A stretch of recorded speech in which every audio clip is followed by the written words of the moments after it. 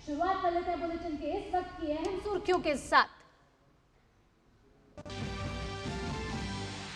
लोकसभा में रात 1 बजे तक चली ऑपरेशन सिंदूर पर चर्चा।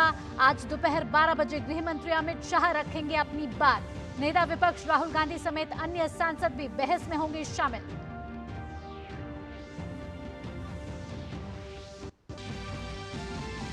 राज्यसभा में आज से ऑपरेशन सिंदूर पर होगी चर्चा। 16 घंटे की चर्चा की रक्षा मंत्री राजनाथ सिंह करेंगे शुरुआत। विपक्ष की ओर से मल्लिकार्जुन खड़गे होंगे पहले वक्ता।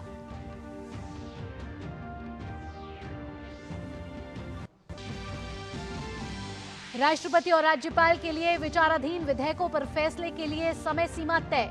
प्रेसिडेंशियल रेफरेंस पर 19 अगस्त से सुप्रीम कोर्ट में होगी सुनवाई। विधेयकों पर निर्णय के लिए समय सीमा तय करने के मामले में प्रेसिडेंशियल रेफरेंस पर सुप्रीम कोर्ट में सुनवाई आज। केंद्र और राज्य सरकारों के जवाब के आधार पर सुना जाएगा केस।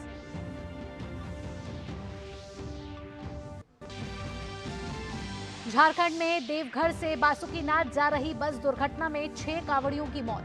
बढ़ सकता है आंकड़ा। 8 घायल श्रद्धालु देवघर सदर अस्पताल से एम्स रेफर।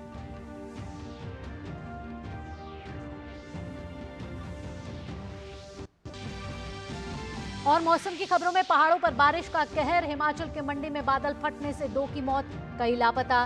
दिल्ली एनसीआर में भी झमाझम बारिश।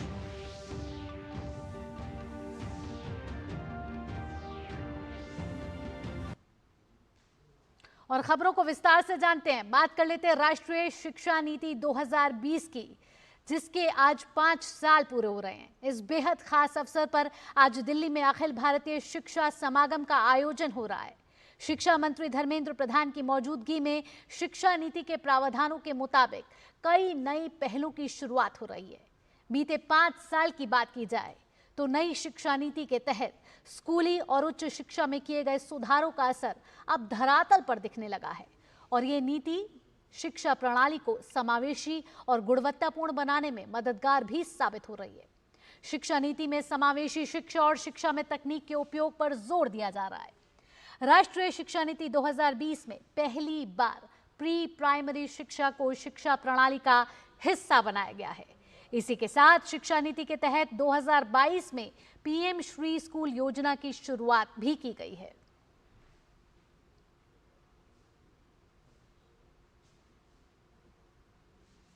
राष्ट्रीय शिक्षा नीति 2020 के 5 साल पूरे होने की किताब खोली जाए तो इस नए अध्याय में कई बदलाव दिखाई देते हैं। आइए स्पेशल रिपोर्ट के जरिए जानते हैं क्या बड़े बदलाव राष्ट्रीय शिक्षा नीति 2020 के बाद देखे गए हैं। राष्ट्रीय शिक्षा नीति 2020 ने प्री प्राइमरी से लेकर विश्वविद्यालय स्तर तक की शिक्षा में क्रांतिकारी बदलावों का रास्ता साफ किया है। शिक्षा नीति लागू होने के 5 साल बाद इस नीति के विभिन्न प्रावधान धरातल पर दिखने लगे हैं। प्राथमिक शिक्षा की बात करें तो पहली बार प्री प्राइमरी शिक्षा को नीति के तहत शिक्षा प्रणाली का हिस्सा बनाया गया है। इसी के तहत केंद्र सरकार ने 3 से 6 साल तक के बच्चों के लिए बाल वाटिका नाम से प्री प्राइमरी कक्षाओं की शुरुआत कर दी है। देश के 4 लाख से अधिक स्कूलों में छोटे छोटे बच्चों को खेल खेल में पढ़ाई कराई जा रही है, जहां बच्चों के मानसिक, शारीरिक, सामाजिक और रचनात्मक विकास का पूरा ध्यान रखा जा रहा है। शिक्षा नीति की भावना के अनुरूप केंद्र सरकार ने जुलाई 2021 में निपुण भारत अभियान की शुरुआत की।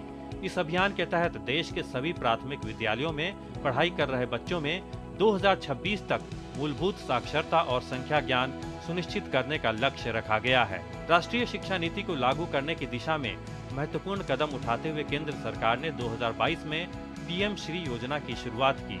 इस योजना के तहत देश भर के 14,500 से अधिक स्कूलों को पीएम श्री यानी प्रधानमंत्री स्कूल्स फॉर राइजिंग इंडिया के तौर पर अपग्रेड किया जा रहा है।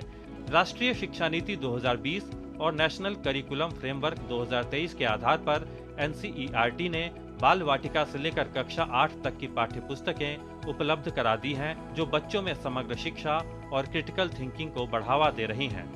एनईपी ने यह कहा था मातृभाषा आधारित शिक्षा को प्रारंभिक अवस्था में किया जाए। सीबीएसई ने आज सभी स्कूलों को ये दायित्व दिया है कि प्रारंभिक अवस्था के पढ़ाने के माध्यम मातृभाषा हो। एएनआरएफ अनुसंधान नेशनल रिसर्च फाउंडेशन आज रूप ले चुका है। उसमें 50,000 करोड़ रुपया की सरकार ने वित्तीय प्रबंधन किया है। भारत में लर्निंग आउटकम एक चुनौती है। धीरे धीरे जो इन दिनों में रिपोर्ट आई है, भारत की लर्निंग आउटकम में इम्प्रूव हुई है। राष्ट्रीय शिक्षा नीति के प्रावधानों के तहत यूजीसी ने दुनिया के शीर्ष 500 विश्वविद्यालयों को भारत में कैंपस खोलने की अनुमति दी है। यूजीसी के रेगुलेशन के तहत भारत में कैंपस खोलने वाला ब्रिटेन का साउथहैम्पटन यूनिवर्सिटी दुनिया का पहला विश्वविद्यालय बन गया है, जबकि अगले 2 से 3 साल में 1 दर्जन से अधिक विदेशी विश्वविद्यालयों को भारत में कैंपस खोलने की अनुमति दी जाएगी। राष्ट्रीय शिक्षा नीति के प्रावधानों के मुताबिक ही यूजीसी ने 2023 में भारत में विदेशी उच्चतर शिक्षा संस्थानों के परिसरों की स्थापना और संचालन से संबंधित रेगुलेशन को अधिसूचित किया। इसके मुताबिक वैश्विक रैंकिंग में शीर्ष 500 में आने वाले संस्थान भारत में अपने कैंपस स्थापित कर सकेंगे। इससे प्रतिभावान भारतीय छात्रों को देश में ही सस्ती और गुणवत्तापूर्ण उच्च शिक्षा हासिल हो सकेगी। एक महत्वपूर्ण बदलाव के तहत उच्च शिक्षा में मल्टीपल एंट्री और एग्जिट की व्यवस्था की गई है। इस व्यवस्था ने छात्रों को पढ़ाई छोड़ने के बाद दोबारा शुरू करने का अवसर दिया है। देश के 153 विश्वविद्यालयों और 97 केंद्रीय संस्थानों में ये सुविधा लागू हो चुकी है। इसके अलावा उच्च शिक्षा को बहुविषयक बनाया गया है और छात्र अब अपनी रुचि के हिसाब से विषयों का चयन कर पढ़ाई कर सकते हैं। यूजीसी ने 2022 में गाइडलाइंस जारी की, जिसके मुताबिक छात्र अब एक साथ 2 डिग्री पाठ्यक्रमों की पढ़ाई भी कर सकते हैं।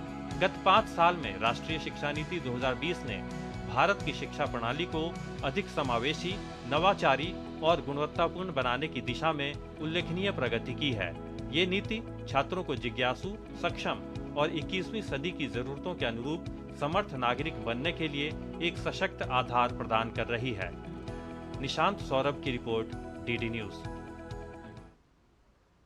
तो देश भर में शिक्षा की गुणवत्ता में सुधार लाना, सीखना और स्किल डेवलपमेंट को प्रोत्साहित करने जैसे कई बड़े बदलाव राष्ट्रीय शिक्षा नीति 2020 के अमल के बाद किए गए हैं। आज का दिन बेहद ही खास है क्योंकि 29 जुलाई 2020 को राष्ट्रीय शिक्षा नीति को लागू किया गया था और इसमें अब धरातल पर बदलाव सामने आने लगे हैं। आइए इस विशेष चर्चा की शुरुआत कर लेते हैं। हमारे साथ इस समय विशेष मेहमान मौजूद है स्टूडियो में। अमन शर्मा हमारे साथ हैं, आप सचिव हैं एनसीईआरटी से।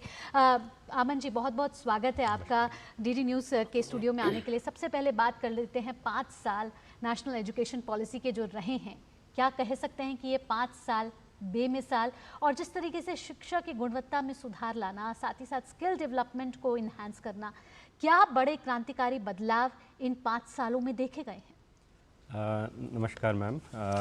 एक्चुअली मैं जहाँ तक बदलाव की बात है तो जो राष्ट्रीय शिक्षा नीति 2020 में जो आई वो अपने आप में एक क्रांतिकारी नीति रही है और उसमें बहुत सारी नई चीज़ें इंट्रोड्यूस की गई। जैसे पहली बार हम लोगों ने देखा कि प्राइवेट स्कूलों में तो नर्सरी केजी में बच्चे जाते ही थे स्कूलों में, लेकिन सरकारी स्कूल पहली कक्षा से शुरू होते थे।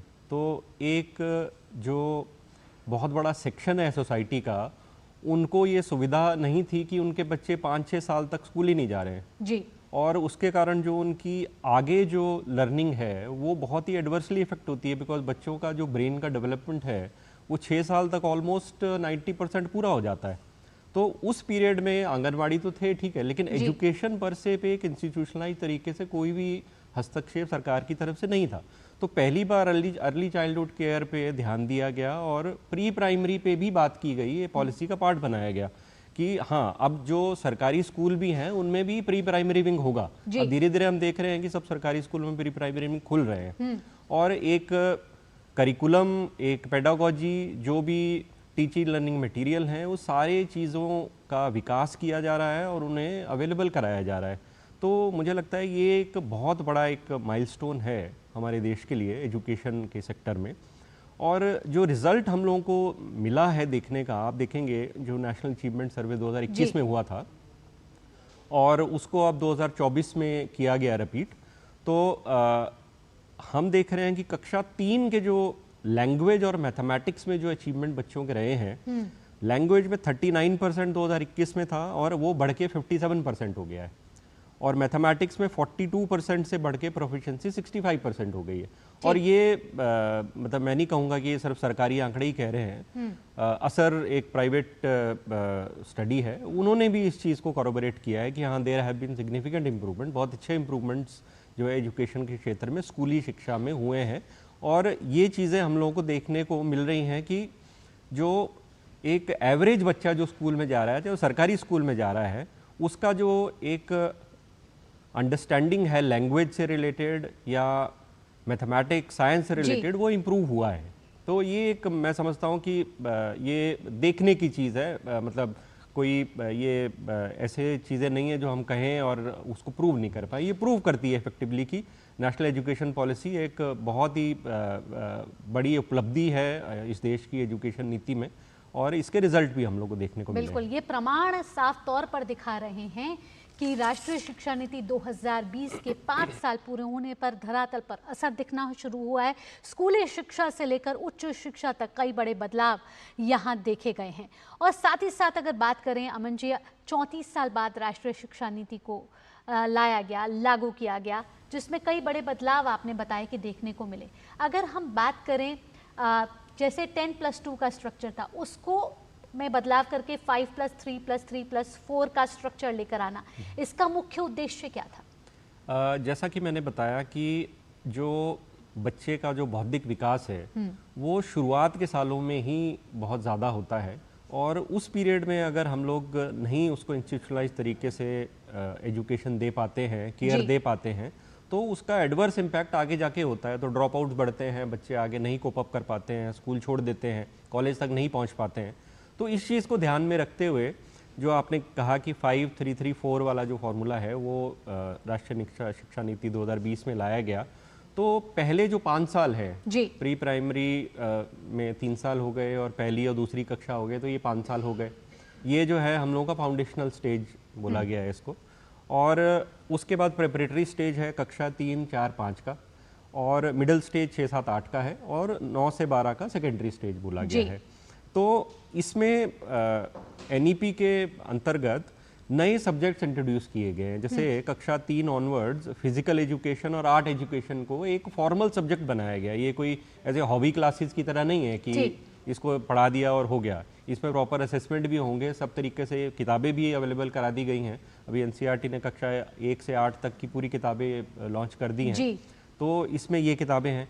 फिर छठी ऑनवर्ड जो है वोकेशनल एजुकेशन पे एक बहुत बड़ा ध्यान दिया गया है, और मुझे लगता है कि ये जो वोकेशनल एजुकेशन है ये बहुत ही एक असरदार और कारगर एक एज अ सब्जेक्ट इंट्रोड्यूस किया गया है।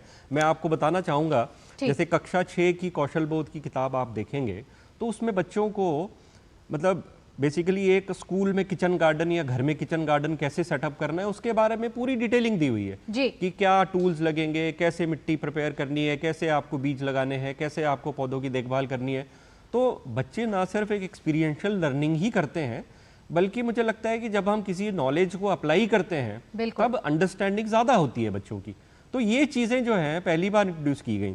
दूसरी बात है मशीनें, जो नॉर्मल मशीनें हम लोग घरों में यूज़ करते हैं वो कैसे, किस प्रिंसिपल, किन सिद्धांतों पे आधारित हैं, कैसे उनका इस्तेमाल करना है, कंप्यूटर एनिमेशन कैसे बनाना है, कुकिंग विदाउट फायर कैसे करना है, ये सारी चीज़ें इस किताब में दी गई हैं।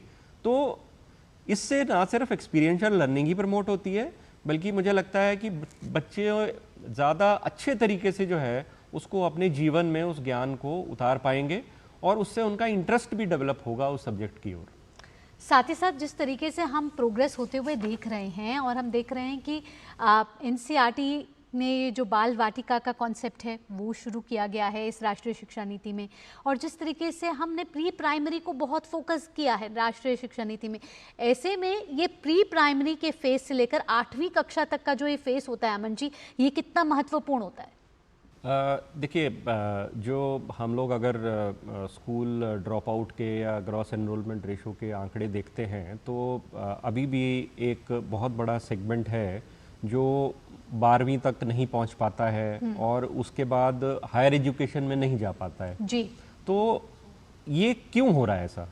इसके लिए मेरे ख्याल से मैं पुरानी शिक्षा नीति पे कोई टिप्पणी नहीं करूंगा, लेकिन इस चीज़ को कैसे हम लोगों ने नज़रअंदाज कर दिया कि देखिए जो ड्रॉप आउट हो रहे हैं बच्चे वो एक स्पेसिफिक खास तरह के सोशो इकोनॉमिक बैकग्राउंड से आते हैं वो बच्चे। देखिए हमारे आपके बच्चे नहीं ड्रॉप आउट होते हैं, उसके कारण है क्योंकि आपने बचपन से ही 3 साल की उम्र या 2 साल की उम्र से ही एक उनकी एजुकेशन जो है सही तरीके से शुरू कर दी है। जो कि एक अलग सोशो इकोनॉमिक बैकग्राउंड से कोई बच्चा आता है उसको ये सुविधाएं नहीं मिल पाती हैं, उसके माँ बाप भी उतने एजुकेटेड नहीं हैं, वो नहीं बच्चे को गाइड कर पाते हैं और एज अ रिजल्ट बच्चा जो है पिछड़ जाता है। और जब पिछड़ने लगता है तो 8वीं 9वीं 10वीं 11वीं 12वीं में वो नहीं कोप अप कर पाता है। तो जब तक कि हम लोग शुरुआती साल जो बच्चों के हैं, जो फॉर्मेटिव ईयर्स हम जिसको बोलते हैं, जिसमें ना सिर्फ बच्चों का फिजिकल ग्रोथ हो रहा है बल्कि उनका मेंटल ग्रोथ भी हो रहा है, उसको जब तक हम हैंडल नहीं करते हैं, एड्रेस नहीं करते हैं, मेरे ख्याल से ये ड्रॉप आउट को कम करना असंभव है।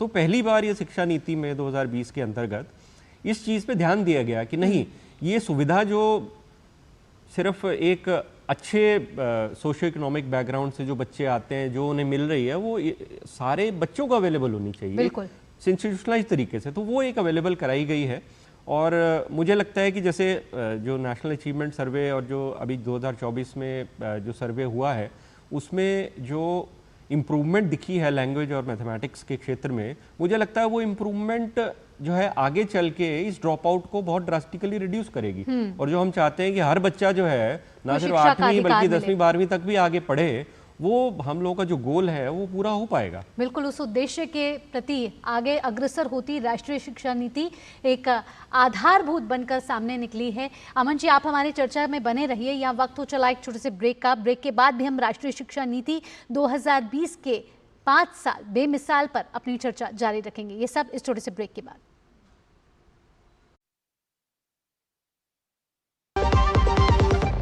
जब जब भूख सताए MDH याद आए, सेहत और न्यूट्रिशन मिले, बॉडी क्या स्ट्रॉन्ग बने, थोड़ा खा के पेट भरे, डाइजेशन को ना दे धोखा, MDH सोयाटीन का चौका। MDH सोयाटीन बढ़िया नगेट्स, सोया चूरा और सोया चाप। MDH सोयाटीन असली प्रोटीन। MDH।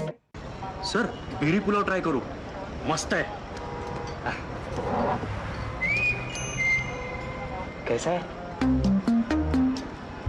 अरे उसको काहे को घूरता है? टिप्स इग्नोर करने का, अपना दिमाग लगाकर ऑर्डर देने का। मार्केट का स्टॉक टिप्स बहुत लोग देता है, डेंजरस हो सकता है। कंपनी और रिस्क पूरा समझने का, फिर इन्वेस्ट करने का।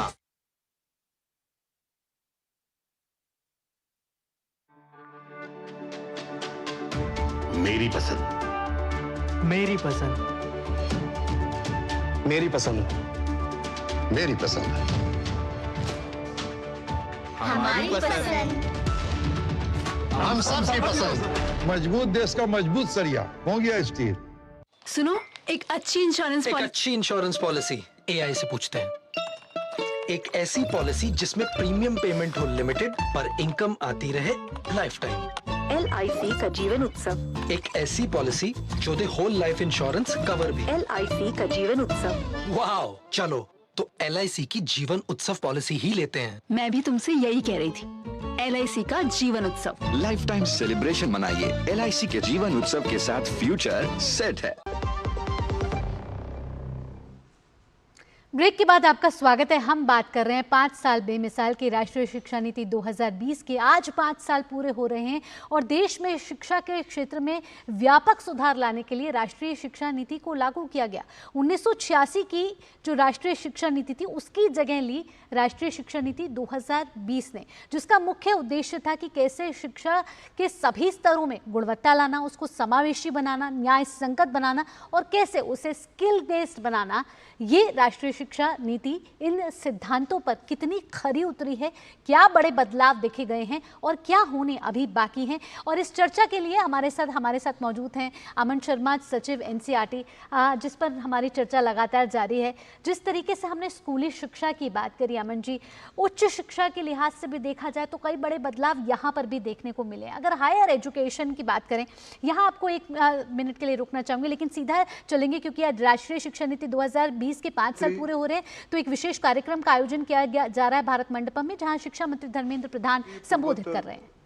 क्षेत्र विकास विभाग के मंत्री आदरणीय डॉक्टर सुकांत मजूमदार जी, हमारे विभिन्न राज्य से आए हुए माननीय शिक्षा मंत्री श्री राजू वैश्यन जी, रोहित ठाकुर जी, पीडी सोना जी, संदीप सिंह जी, आशीष सूद जी, रामदास सोरेन जी, किशोर बर्मन जी, राकम संगमा जी, आदरणीय शकीना इटू जी, आदरणीय धन सिंह रावत जी, आदरणीय श्रीमती गुलाबो देवी जी, सरदार हरजोत सिंह बैंस जी, आदरणीय श्री दादाजी भूसे जी तथा शिक्षा विभाग स्कूल डिपार्टमेंट के सचिव आदरणीय Sanjay Kumar ji, higher education secretary doctor Vineet Joshi जी,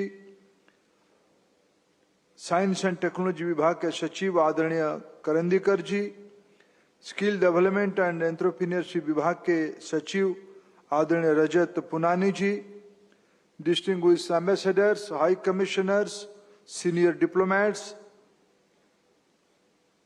राज्य सरकार की तथा भारत सरकार की सभी वरिष्ठ अधिकारी मित्रगण, देश भर से आए हुए अत्यंत सम्माननीय परम आदरणीय शिक्षाविदगण, विद्यार्थी मित्रगण, शिक्षकगण तथा मीडिया के साथीगण, मैं अखिल भारतीय शिक्षा समागम की इस पवित्र अवसर पे राष्ट्रीय शिक्षा नीति नेशनल एजुकेशन पॉलिसी 2020 की 5 वर्ष पूरा होने के इस ऐतिहासिक अवसर पे मैं आपको बधाई देता हूं, आपको धन्यवाद देता हूं, आपका आभार प्रकट करता हूं यहां पधारने के लिए। मित्रों, माननीय प्रधानमंत्री नरेंद्र मोदी जी की इस ट्रांसफॉर्मेटिव विजन, जिसमें उन्होंने शिक्षा को भारत की ग्रोथ स्टोरी के साथ सपना देखा, इसको केंद्र बिंदु बनाया। आज हमारे सामने लक्ष्य है 2047 विकसित भारत की ओर जाते हुए नेशनल मिशन के नाते एनईपी 2020 हमारी पाथवे बनी हुई है। मैं आज के अवसर पे अगर एक महानुभव की, एक महापुरुष की नाम नहीं लूंगा तो शायद ये कार्यक्रम अधूरा रहेगा।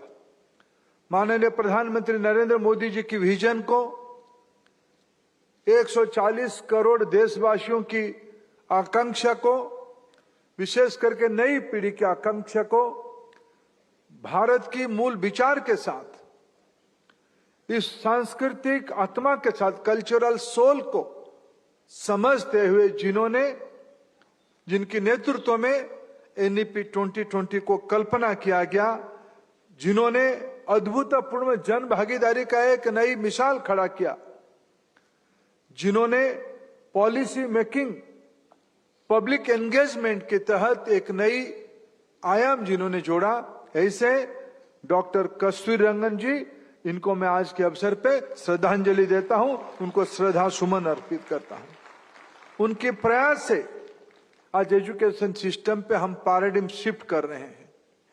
हमने आज एजुकेशन पॉलिसी को, एनईपी 2020 को क्लासरूम्स, कैंपस और कम्युनिटी तक पहुंचाने में सफल हुए हैं। मित्रों, एनईपी 2020 को वर्णन करते हुए माननीय प्रधानमंत्री जी कहते हैं, I quote, NEP 2020 is not just an education reform, it's India's intellectual renaissance. मित्रों, प्रधानमंत्री जी कहते हैं, यह केवल सुधार नहीं है, परंतु ये वैचारिक, बौद्धिक और सांस्कृतिक पुनर्जागृति का एक नया दार्शनिक दस्तावेज है, जिसमें एक्सेस, इक्विटी, क्वालिटी, अफोर्डेबिलिटी और अकाउंटेबिलिटी के 5 पहिया के आधार पे एक वाइब्रेंट, इंक्लूसिव और फ्यूचर रेडी एजुकेशन सिस्टम बनाने के लिए हम सब लोग लगे हैं। मित्रों, अगर मैं पिछले 5 साल की इस सैद्धांतिक मसौदे को, दार्शनिक मसौदे को आपके सामने एक समीक्षा करना प्रयास करूंगा, तब आज हमारे देश में प्री स्कूल एजुकेशन एक फॉर्मल एजुकेशन सिस्टम की पार्ट बन चुकी है। बाल वाटिका 1, 2, 3 आज तेजी से मैं धन्यवाद दूंगा मंच पे बैठे हुए अनेक राज्यों की माननीय शिक्षा मंत्रियों को, जो इस कार्यक्रम में उपस्थित नहीं है उन राज्यों की शिक्षा मंत्री को, मुख्यमंत्रियों को मैं आभार प्रकट करूंगा। सभी के प्रयास से बाल वाटिका 1, 2, 3 स्वास्थ्य विभाग, महिला शिशु कल्याण विभाग और शिक्षा विभाग की जॉइंट कोलैबोरेशन पे देश में पहली बार, जब हम पैराडाइम शिफ्ट की बात कहते हैं, पहली बार preschool early childhood care and education. तो आप सुन रहे थे शिक्षा मंत्री धर्मेंद्र प्रधान को, जो राष्ट्रीय शिक्षा नीति 2020 के 5 साल पूरे होने पर संबोधित दे रहे थे, जहां उन्होंने कई बड़ी बातों का जिक्र किया। उन्होंने कहा कि प्रधानमंत्री नरेंद्र मोदी के ट्रांसफॉर्मेटिव विजन का ही ये नतीजा है कि आज राष्ट्रीय शिक्षा नीति एक ग्रोथ स्टोरी के सपने को साकार करती हुई नजर आ रही है। उन्होंने कहा कि राष्ट्रीय शिक्षा नीति 2020 जो 2047 का विकसित भारत का मिशन है, उसको भी पूरा करने में साकार साबित होगी। उन्होंने बाल वाटिका 1, 2, 3 का भी उदाहरण दिया कि जिस तरीके से ये भी नए आयाम छूता हुआ नजर आ रहा है और राष्ट्रीय शिक्षा नीति 2020 अपने आप में एक सफल नीति साबित हुई है। हमारे साथ चर्चा में अमन शर्मा जी चर्चा में बने हुए हैं। अमन जी, धर्मेंद्र प्रधान जी ने जिन मुख्य बातों का जिक्र किया, उसको आप किस तरीके से उसका विश्लेषण करते हैं? देखिए, जो राष्ट्रीय शिक्षा नीति है तो वो एक ना सिर्फ स्कूली शिक्षा से संबंधित है बल्कि उच्च शिक्षा से भी संबंधित है, और उसमें जो ट्रांसफॉर्मेटिव अप्रोच राष्ट्रीय शिक्षा नीति 2020 में लाई गई है उसके अलग अलग कारण हैं। देखिए, और मुझे लगता है कि बहुत सिचुएशन इससे पहले बहुत अच्छी नहीं हम कह सकते हैं। मैं एक आंकड़ा आपके सामने रखना चाहूँगा कि हायर एजुकेशन में देखेंगे आप तो हर साल हम लोग 5 लाख करोड़ रुपए की फॉरेन एक्सचेंज लूज़ करते हैं। जो हिंदुस्तान से बच्चे दूसरे देशों में जाते हैं हायर एजुकेशन के लिए, वो $60 बिलियन का एनुअल आउटफ्लो है हम लोगों का। और ये एक बहुत ही अलार्मिंग आंकड़ा है, बिकॉज हम लोगों का जो रेमिटेंसेस हैं, जो हिंदुस्तानी बाहर काम कर रहे हैं और जो बाहर से पैसा हिंदुस्तान में भेजते हैं, वो ऑलमोस्ट $100 बिलियन का है करीबन। तो ये एक बहुत एक अलार्मिंग आंकड़ा है। और उसके चलते ही जो अप्रोच इवन हायर एजुकेशन में लाई गई है कि एक मल्टी डिसिप्लिनरी अप्रोच होनी चाहिए, इंस्टीट्यूशन मल्टी डिसिप्लिनरी होने चाहिए जी, फ्लेक्सिबल अंडर ग्रेजुएट प्रोग्राम्स होने चाहिए कि भाई ऐसा नहीं है कि 3 साल में ही करना है तो 3 ही साल में होगा, 4 साल में भी कर सकता है कोई। मल्टीपल एंट्री एग्जिट होना चाहिए भी, ठीक है मैं 2 साल कर पाया हूँ, मुझे कुछ काम पे लगना है या मेरी कुछ और परिस्थितियाँ हैं, पारिवारिक या आर्थिक परिस्थितियाँ हैं, मैं नहीं कंटिन्यू कर पा रहा हूँ, तो आप बाद में कंटिन्यू कर लीजिए। टेक्नोलॉजी इंटीग्रेशन एक बहुत बड़ा एक आयाम है इसका। और दूसरा एक जो लैंडस्केप, रेगुलेटरी लैंडस्केप जो हमारे देश में हायर एजुकेशन का है, वो भी मल्टीपल है। देखिए बहुत सारी मल्टीपल रेगुलेटर्स हैं हायर एजुकेशन के लिए। तो अब हायर एजुकेशन जो है कमीशन एक एस्टैब्लिश किया जाएगा अब, तो ताकि एक रेगुलेटरी लैंडस्केप भी यूनिफॉर्म हो जाए। ठीक, तो ये सारी चीज़ें जो है करने से जो टारगेट NEP में दिया गया है कि ग्रॉस एनरोलमेंट रेशो जो हायर एजुकेशन में है वो अभी लगभग जो 30% है वो बढ़ के 50% 2035 तक होना चाहिए। तो ये हमारे जैसे प्रधानमंत्री जी का, माननीय प्रधानमंत्री जी का सपना है कि हम 2047 तक विकसित भारत एक बनेंगे देश, तो वो तभी हो पाएगा जब ज़्यादा बच्चे हमारे हायर एजुकेशन में जाएंगे, वो स्किल्स वो लोग ले पाएंगे जो ज़रूरी है एक टेक्नोलॉजी बेस्ड सोसाइटी और टेक्नोलॉजी बेस्ड इकोनॉमी को चलाने के लिए। जो आपको मैन पावर की ज़रूरत है वो ऐसे ही आएगी, इसके बिना नहीं आ सकती है। बिल्कुल, राष्ट्रीय शिक्षा नीति जब से लागू हुई है इसमें शिक्षा को अधिक समावेशी बनाना एक मुख्य इसका उद्देश्य रहा है। साथ ही साथ तकनीक के उपयोग की बात अभी अमन जी आपने की है। आर्टिफिशियल इंटेलिजेंस की यहाँ बात कर लेते हैं, क्योंकि आर्टिफिशियल इंटेलिजेंस को जिस तरीके से NCERT ने अपने पाठ्यक्रम में भी लागू करने की कोशिश की है, फिर उच्च शिक्षा में भी कृत्रिम बुद्धिमत्ता को किस तरीके से इसका उपयोग किया जाए और पाठ्यक्रम में भी इसे लागू किया जाए, करिकुलम में लागू किया जाए, ऐसे तकनीक को शामिल करने के लिए किस तरीके के नए नए उपयोग किए जा रहे हैं राष्ट्रीय शिक्षा नीति को ध्यान में रखते हुए? मैं इसमें एक फैक्ट रखना चाहूँगा कि हमारा देश एक बहुत बड़ा देश है। देखिए, इतने बड़े देश को बिना टेक्नोलॉजी के इसको आगे बढ़ा पाना, इसको ठीक से चला पाना संभव नहीं है। और एनईपी के अंतर्गत जो टेक्नोलॉजी इंटीग्रेशन ना सिर्फ बच्चों के करिकुलम में ही बल्कि overall effective management of education and educational institutions, वो जो एक प्रयास किया जा रहा है, मुझे लगता है कि वो एक बहुत बड़ी एक उपलब्धि है, ना सिर्फ एनईपी की बल्कि मौजूदा सरकार की भी। अब आप देखेंगे इससे पहले कितने बच्चे स्कूलों में पढ़ रहे हैं, कितने बच्चे स्कूलों में आ रहे हैं, कोई पॉलिसी मेकर्स को इसकी कोई जो है पूरी तरह से कोई जानकारी नहीं थी, बिकॉज हर बच्चा मैप्ड ही नहीं है। अभी अपार आईडी जैसे आप अभी स्क्रीन पे दिखा रहे थे, तो हर बच्चा अब एक यूनिक आइडेंटिटी, एक यूनिक आईडी से आइडेंटिफाई होके एक आपको पता पड़ सकता है कि वो बच्चा स्कूल आ रहा है नहीं आ रहा है, वो बच्चे के लर्निंग आउटकम्स क्या हैं। जैसे होलिस्टिक प्रोग्रेस कार्ड हम लोगों ने एनसीईआरटी में परख के अंतर्गत इसको शुरू किया है जी। तो जो बच्चे की लर्निंग हो रही है, उसकी जो असेसमेंट में उसकी जो परफॉर्मेंस आ रही है, वो सारी शुरुआत से लेके बल्कि वो हायर एजुकेशन तक जाएगी। बच्चा एक प्री प्राइमरी से लेके हायर एजुकेशन तक जब एक एजुकेशनल इंस्टीट्यूशन से जुड़ा हुआ है, फॉर्मल एजुकेशनल सिस्टम में जुड़ा हुआ है, तो कैसे उसकी प्रोग्रेस हो रही है, कहाँ वो पिछड़ रहा है, किस एरियाज में वो स्ट्रेंथ उसकी है, ताकि वो आगे अगर किसी उसको मान लो कोई वोकेशन में जाना है या उसको स्टेम सब्जेक्ट्स की तरफ जाना है, उसको लैंग्वेजेस की तरफ जाना है, तो एटलीस्ट एक ऑब्जेक्टिव एनालिसिस आप कर पाएंगी कि हाँ ये बच्चा इस तरह से इसकी प्रोग्रेस हुई है, ये इन सब्जेक्ट्स में अच्छा है और इसको इस सब्जेक्ट्स में आगे जाना चाहिए। तो ये एक टेक्नोलॉजी का बहुत एक अच्छा यूज़ है। आज जैसे माननीय शिक्षा मंत्री एक ऐप का अभी उद्घाटन कर रहे हैं, तारा ऐप, ये आईटी बॉम्बे ने बनाई है। तो बेसिकली उस ऐप के माध्यम से कोई भी टीचर कोई टेक्स्ट बच्चे को देता है, तो क्या वो बच्चा उस टेक्स्ट को ठीक से पढ़ रहा है, क्या उस टेक्स्ट को वो सही स्पीड में पढ़ रहा है, कॉम्प्रिहेंशन ठीक है, तो ये सारी चीज़ें एक ऐप बता पाएगी।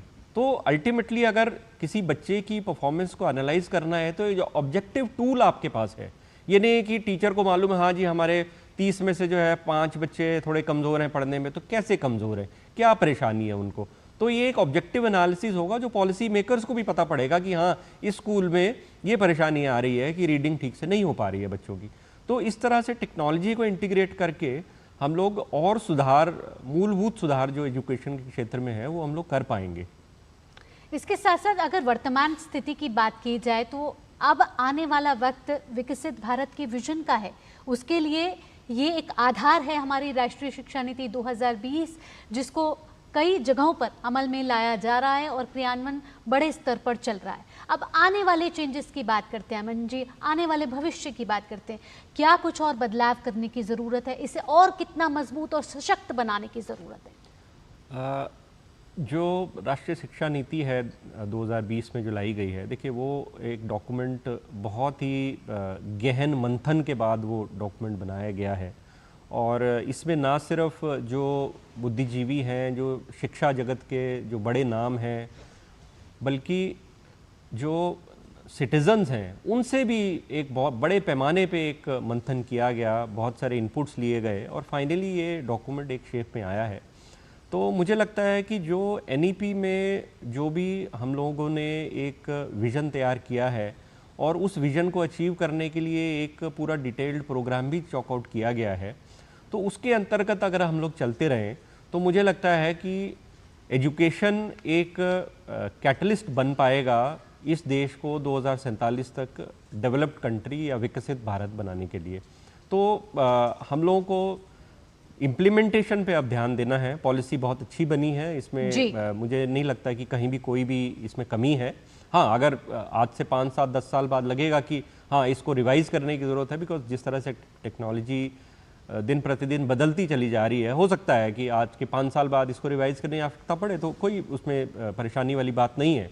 लेकिन अभी जो एक विज़न बनाया गया है और जो उसके अंतर्गत जो उस विज़न को अचीव करने के लिए एक पूरी रणनीति बनाई गई है, स्ट्रैटेजी बनाई गई है, उसको हम लोग अगर इम्प्लीमेंट कर पाएँ ठीक से, तो हम लोग बिल्कुल इस education, school education, higher education दोनों को ही बहुत ऊंचे मकाम पे ले जा सकते हैं। इसके साथ साथ जो राष्ट्रीय शिक्षा नीति 2020 में कई योजनाएं चल रही हैं, उसके क्रियान्वयन की बात करें और उसके किस तरीके से वो सफल रही हैं, या उनमें भी क्या अभी कोई चुनौतियां आ रही हैं जिनको पार पाना आगे के लिए योजनाओं में सम्मिलित करता है उसे? देखिए, जो शिक्षा है हमारे देश में वो कंकरेंट लिस्ट में आती है। इसमें ना सिर्फ केंद्र सरकार बल्कि राज्य सरकारों का भी वो उतने ही भागीदार हैं और उतने ही स्टेक होल्डर्स हैं जितना केंद्र सरकार है। जो एनईपी बनाई गई है, बहुत सारे स्टेट, लगभग ऑलमोस्ट सभी स्टेट एनईपी इम्प्लीमेंट कर रहे हैं। और एनईपी के अंतर्गत जैसे स्कूली शिक्षा में मैं आपको बता पाऊँगा कि curriculum framework, national curriculum framework school education, इससे पहले फाउंडेशनल स्टेज का आया। तो एनईपी में दिया गया है कि ऐसा नहीं है कि सरकार, केंद्र सरकार ने जो पॉलिसी बना दी है, करिकुलम बना दिया है, वो सभी स्टेट्स को भी फॉलो करना है, ऐसा बिल्कुल नहीं है। स्टेट्स को पूरी फ्लेक्सिबिलिटी है। जैसे मैंने आपको बताया, ये कंकरेंट लिस्ट का सब्जेक्ट है। सभी स्टेट्स पूरी तरह से फ्री हैं इसमें कोई भी अडॉप्ट करने के लिए। तो ऑलरेडी जो एनसीए फाउंडेशनल स्टेज है वो उत्तराखंड, महाराष्ट्र, राजस्थान, मेघालय, असम और यूपी ने डेवलप कर लिया है। उन्होंने अपने परिवेश में जो उनको अडैप्ट करना था वो उन्होंने अडैप्ट करके इसको बना लिया है। छत्तीसगढ़ और यूपी ने जो स्कूल एजुकेशन का एनसीएफ है वो भी तैयार कर लिया है। और उड़ीसा ने इन दोनों को मर्ज कर दिया है और स्कूल एजुकेशन फाउंडेशन स्टेज दोनों को मर्ज करके एक कॉमन एक एनसीएफ बना लिया है। और बाकी स्टेट ऑलरेडी इस पे काफ़ी आगे पहुंच चुके हैं। बहुत जल्दी वो लोग भी अपना इसको रिलीज़ करेंगे। और रही एनसीईआरटी की बात, तो एनसीईआरटी ने 1 से 8 कक्षा तक की सारी किताबें, लगभग 100 टाइटल्स की किताबें बना ली हैं। और लगभग 22 स्टेटों ने इसके कॉपीराइट भी हमसे लिए हैं। तो ज़्यादातर तो अडॉप्ट ही कर रहे हैं, कुछ स्टेटों ने अडेप्ट भी किया है। तो जहाँ तक केंद्र सरकार की बात है तो पूरा सहयोग केंद्र सरकार राज्यों को दे रहा है। टीचर ट्रेनिंग क्षेत्र में एनसीईआरटी एक बहुत अहम भूमिका निभाता है। और हम लोग स्टेट के जो एससीईआरटीज़ हैं, डाइट्स हैं, उनके साथ मिल के कई प्रोग्राम करते हैं, ना सिर्फ ट्रेनिंग के बल्कि रिसर्च, एक्सटेंशन, इस तरह सब तरह के प्रोग्राम किए जाते हैं। और एनईपी को सही तरीके से इम्प्लीमेंट करने के लिए सेंट्रल गवर्नमेंट और स्टेट गवर्नमेंट दोनों को प्रयास पूरा ही करना पड़ेगा। और तभी हम लोग जो है आगे इसमें बढ़ पाएंगे। और जो माननीय प्रधानमंत्री जी का एक सपना है 2047 का विकसित भारत का, वो हम लोग पूरा कर पाएंगे, मुझे पूरी उम्मीद है।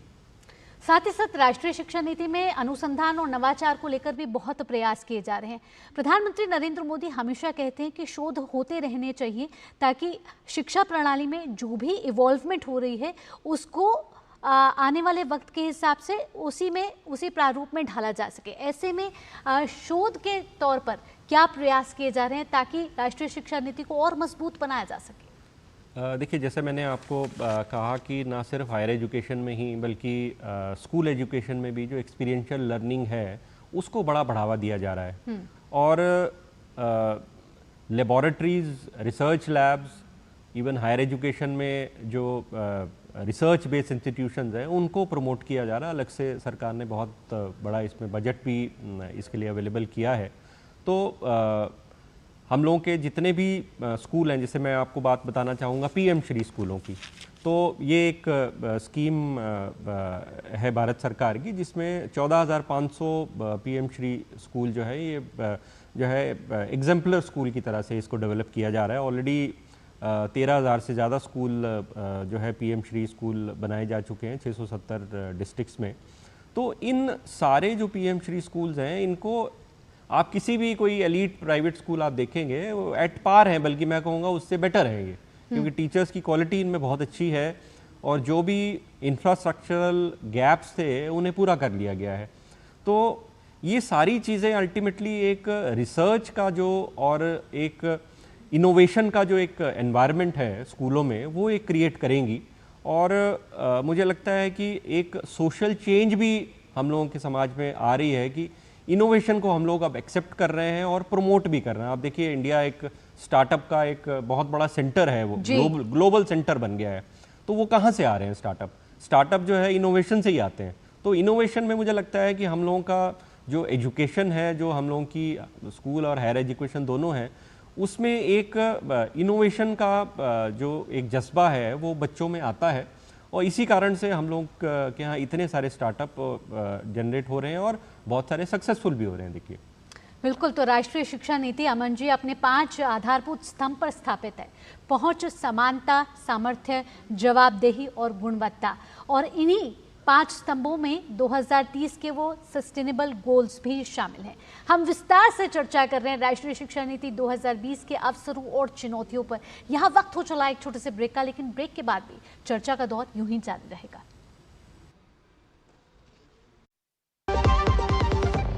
मम्मी, भूख लगी। ये 1 मिनट में नहीं 4 मिनट में आएगा। थोड़ा वक्त लगेगा पर सेहत को पाएगा। NDH सूजी वर्मिसेली पर सबका दिल आएगा। NDH सूजी वर्मिसेली, सेहत भी स्वाद भी। जब धरती चीर कर निकलता है लोहे का पत्थर और मिलता है मोंगिया के जोश से, फिर तपता है, पिघलता है और बनता है फौलाद। अब होता है सरिया सारी खूबियों के साथ। मोंगिया स्टील, मजबूत देश का मजबूत सरिया। टाइम पे खा लेना और प्लीज बाइक धीरे चलाना जी। और ये तुम्हारी सेफ्टी के लिए। अरे एक बात तो रह गई। LIC, ये हमारी सेफ्टी के लिए। दिल की सुनो, LIC चुनो। LIC हर पल आपके साथ। ब्रेक के बाद स्वागत है और हम बात कर रहे हैं, विस्तार से चर्चा कर रहे हैं राष्ट्रीय शिक्षा नीति 2020 के 5 साल पूरे होने के उपलक्ष्य में। जहां राष्ट्रीय शिक्षा नीति 2020 जब लागू की गई तो उसका मुख्य उद्देश्य था कि छात्र छात्राओं को विषयगत ज्ञान के साथ साथ उनमें जो छुपी प्रतिभा है उसको अभी मूल्यांकन करके उनका सर्वांगीण विकास किस तरीके से हो। और राष्ट्रीय शिक्षा नीति 2020 के तहत अलग अलग योजनाएं चल रही हैं जिसका क्रियान्वयन अलग अलग राज्यों में भी इस समय हो रहा है। और कैसे ये अवसर और चुनौतियां दोनों साथ मिलकर राष्ट्रीय शिक्षा नीति 2020 आगे चल रही है, इस पर हमारे साथ विशेष चर्चा करने के लिए मेहमान स्टूडियो में मौजूद है। अमन शर्मा जी हमारे साथ जुड़े हुए हैं, सेक्रेटरी हैं आप NCERT से। अमन जी, हमने बात करी कि कैसे स्कूली शिक्षा और उच्च शिक्षा में लगातार नए नए प्रयास किए जा रहे हैं और बदलाव किए जा रहे हैं। साथ ही हमने देखा है कि राष्ट्रीय शिक्षा नीति 2020 में इंडियन नॉलेज सिस्टम पर भी भरपूर जोर दिया गया है, इसको बहुत महत्वपूर्ण माना गया है। भारतीय ज्ञान परंपरा की बात की जाए या भारतीय संस्कृति की बात की जाए, बहुत ही महत्वपूर्ण अंग माना गया है राष्ट्रीय शिक्षा नीति 2020 में से। ये आपने बड़ा अहम और मुझे लगता है कि सबसे इम्पॉर्टेंट ये सवाल है।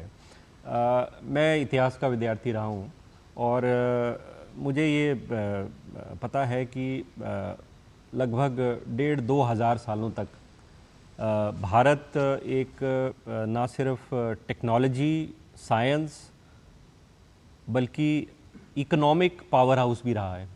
और ये चीज़ कोई अभी की नहीं है। ये आप कोई भी इतिहास की किताब उठा के देख लेंगे तो आपको ये जानकारी रहेगी कि इतनी बड़ी सुपर पावर इंडिया रहा है इतने लंबे अंतराल तक।